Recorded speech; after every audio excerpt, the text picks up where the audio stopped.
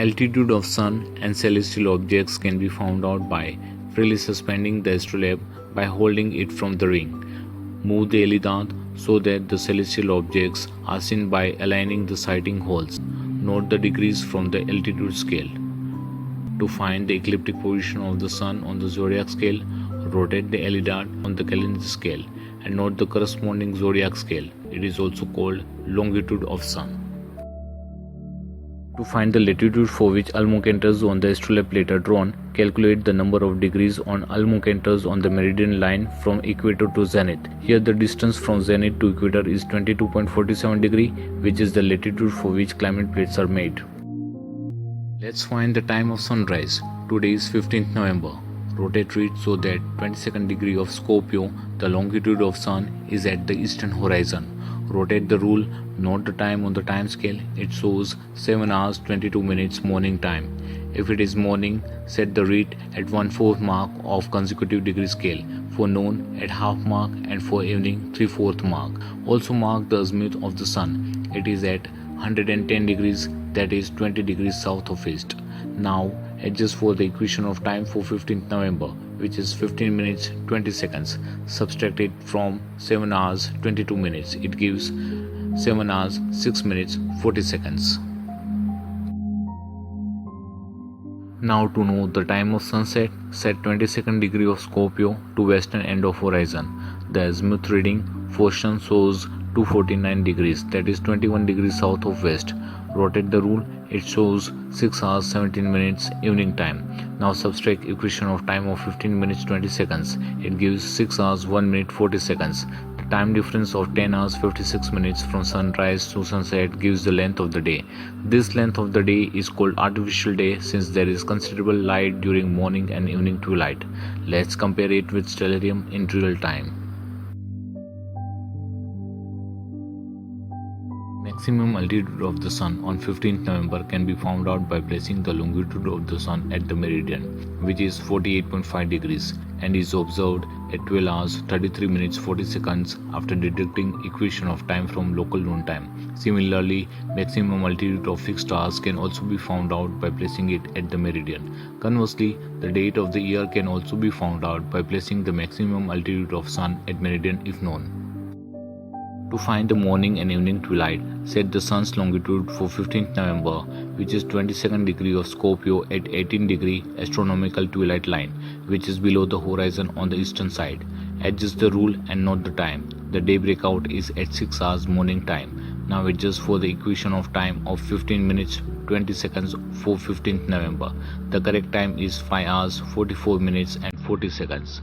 Similarly, set the Sun's longitude at 18 degree twilight line below the horizon on the western side. The time noted after rotating rule to that position is 19 hours 38 minutes, and after adjusting for equation of time, the time is 19 hours 23 minutes 40 seconds. So the length of true daylight will be the length of morning to evening twilight, which is 13 hours 39 minutes long. Let's compare it with stellarium in real time.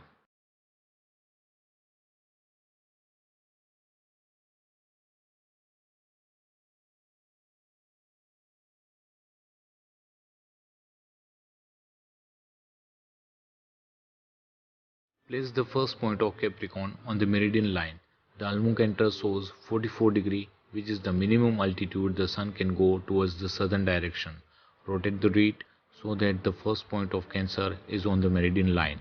The almocenter reads 89 degree, which is the minimum altitude the Sun can go towards the northern direction, as viewed from 22.47 degree latitude.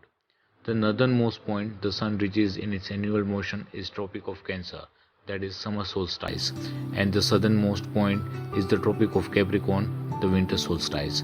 Therefore, any two positions in zodiac that are at the same distance from these points have the same declination, whether north or south. The lengths of the days and nights, the length of the shadows, and midday altitude will always be the same. Let's compare altitude with stellarium. To find the days on which the Sun is at subsolar point, rotate the reed so that one of the zodiac point is at the zenith. The corresponding date will be the day on which the Sun is at subsolar point, that is zero shadow. For my latitude, the first subsolar point will be on 4th of June when the longitude of Sun is at 15 degrees of Gemini while moving from south to north.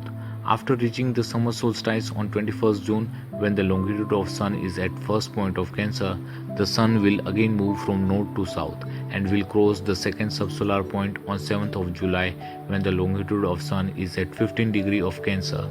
This shows that the two positions in zodiac that are at the same distance from the solstice have the same midday altitude.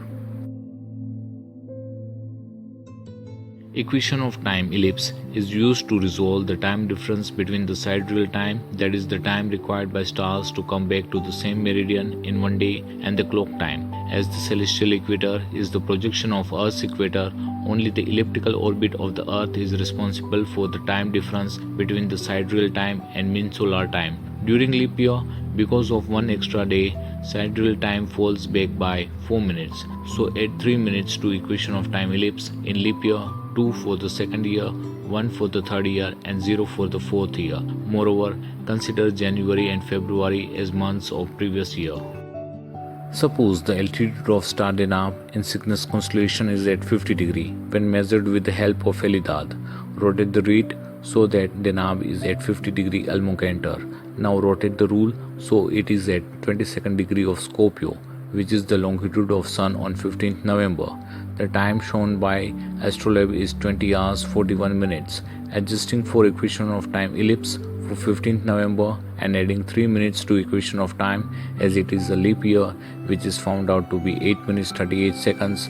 Time on the clock should be 20 hours 32 minutes 22 seconds. Let's compare it with stellarium in real time.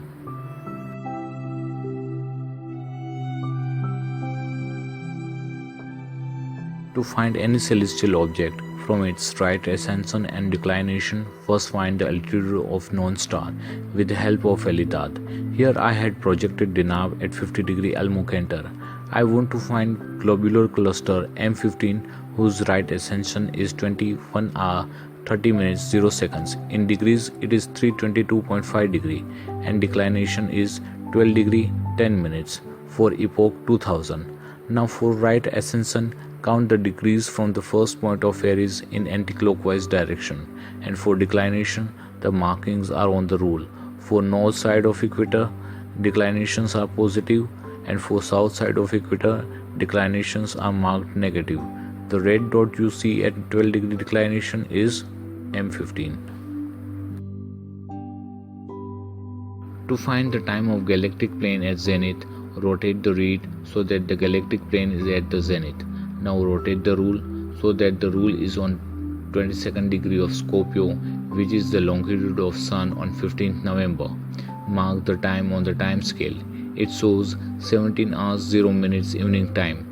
After deducting 8 minutes 38 seconds for equation of time ellipse and 3 minutes of leap year, the actual time should be 16 hours 51 minutes 22 seconds.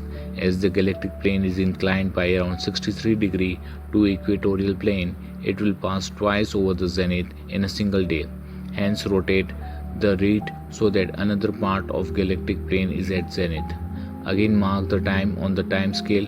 For 22nd Scorpio, it will show 3 hours 22 minutes morning time on Astrolabe. After adjusting for equation of time, the actual time should be 3 hours 13 minutes 22 seconds. This way, the time of galactic passage over the zenith for any altitude can be found out for any day of the year. For astrophotographer, they can plan their Milky Way photography well in advance with Astrolabe. Suppose the height of the object found out with the help of Eldad is say 55 degrees. The Eldad is on the fifth part of 7th scale umbra recta in shadow square. Then the height will be 7 by 5 into distance of the object. If the altitude is below 45 degrees, look at the cotangent scale. It is 10th part of 7th scale. So the height of the object will be 7 by 10 into distance. If the height is known and want to find the distance, then the calculations are done from umbra versa. Here it is on the third part of 7th scale from horizontal line. So the distance of an object is 3 by 7 into height. At 45 degrees, the distance and height of objects are same.